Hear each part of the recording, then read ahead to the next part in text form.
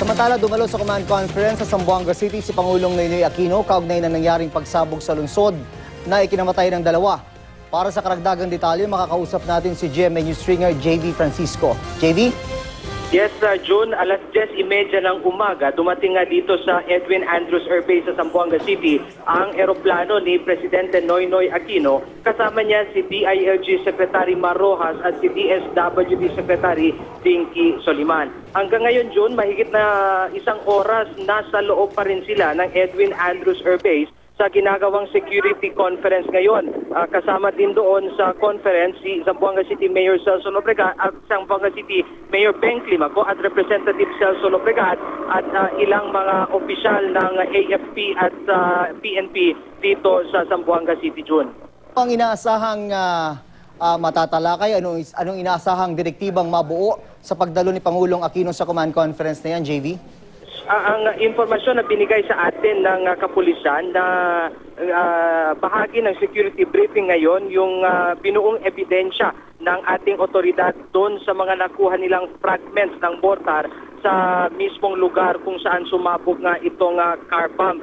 At yun din ang kasama din sa mga tatalakayin nila ngayon, yung request ng ating local government dito sa Zamboanga City para ilipat na yung mga Abu Sayyaf papuntang Taguig Jail dahil ayon kay Zamboanga Mayor Beng Climaco, nasa peligro daw nadala itong mga Abu Sayyaf habang nandito sa aming lungsod sa Zamboanga. Kahapon, JV, napag-usapan natin o naibalita mo yung pagkakaresto ng isang suspect sa nangyaring pagpapasabog na yan, ano? Ano na ang mga karagdagang impormasyon na nakuha mo? Alam mo, Jun, hindi pa man ipinakita sa amin ang tao na nasa kustodiya ngayon ng otoridad. Pero ayon sa pulisya, kinukumbinsi nila ito para maging state witness laban sa suspect na bomber. Dahil ayon sa kanya, ilang araw bago ang pagsabog sa Giwan Bus Terminal, nasa bahay nila, dinala ang sasakyan na to at ayon sa kanya, tinuloy nga doon sa bahay nila itong suspect na ito na family friend daw umano nila itong taong suspect bomber na to, June. Ano ang eksakto naging papel ng suspect na yan na nasa kustodiya na ng mga otoridad, JV? Actually, may mga informasyon siya tungkol sa pagkatao ng suspect na to dahil yun nga, sabi ko sa iyo, ilang araw doon tumira sa bahay nila ang suspect bomber at doon din dinala sa bahay nila ang ang pulang kotse na ginamit doon sa car bomb incident sa Giwan Bus Terminal. Gaano kahalaga para sa mga taga Zamboanga, JV, na ilang araw matapos ang insidente ng pagpapasabog, nandyan ang ating Commander-in-Chief sa inyong lungsod?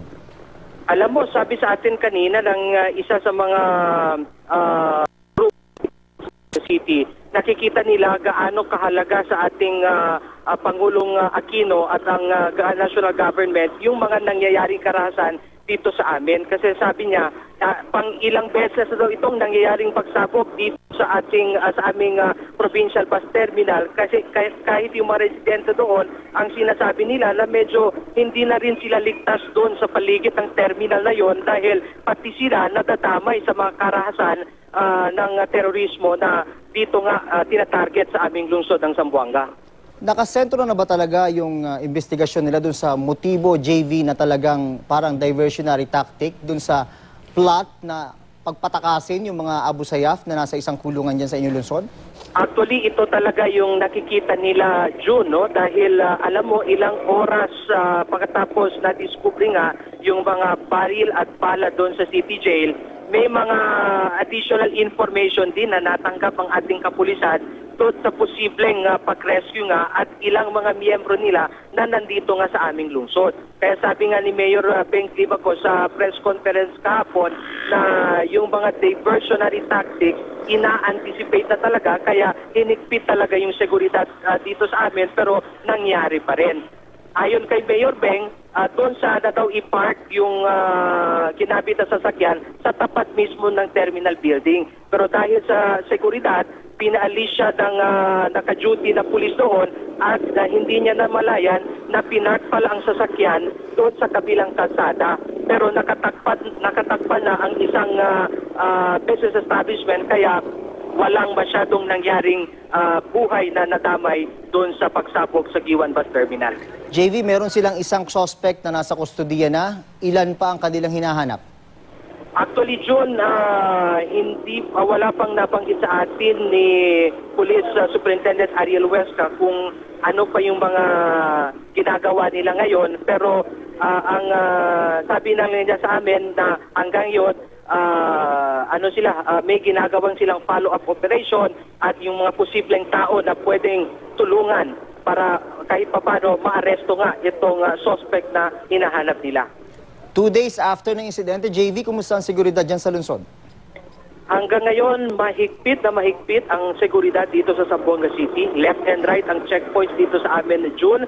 Kahit gabi, nandito yung mga checkpoints. Tapos, yung paneling din ng mga bomb squad ng PNP, Philippine Army, Coast Guard, tumutulong na rin sa atin dito at ibang ahensya ng seguridad na may mga bomb sniffing dogs, yun din ang ginagamit para sa paneling. At panay din ang responde ng PNP bomb squad sa mga bomb calls ng mga tao dahil hanggang ngayon hindi pa rin maalis sa isipan ng mga taong Zamboangueño yung nangyari dito sa amin. Kaya kahit yung mga barangay tanod, nagjo-duty talaga at kung may mga hinihinalang bagay, agad tumatawag sila sa pulisya para ito'y inspeksyonin at least kahit papano makita kung ano man lang yung mga hinihinalang bagay. Okay, maraming salamat, GMA News Stringer, JV Francisco.